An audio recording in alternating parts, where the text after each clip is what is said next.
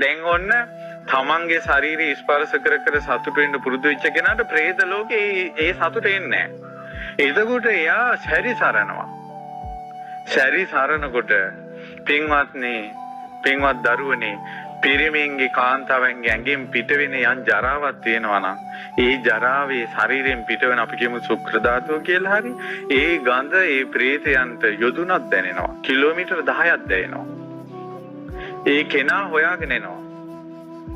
එතකොට පිරිත් කියන්නේ නැති, දෙමව්පියන්ගේ ආශිර්වාදේ නැති, තුනුරුවන්ට ජීවිතේ පූජා කරපු නැති අර කොල්ලගේ ඇඟ අඳුරක් වගේ පේනවා. බිග් ෂීට් එකකින් ඇඟ පොරවනවා වගේ අර ප්‍රේතය අරයාගේ ශරීරය බදා ගන්නවා. බදාගෙන එයාත් එක්ක එකතු වෙනවා. එයාට එයාගේ වල් වැඩ නතර කරගන්න බෑ. එයා ඇඟෙන් කරන නරක වැඩ ටික නතර කරගන්න බෑ. දවසට 10-15 වතාව එයා නරක වැඩ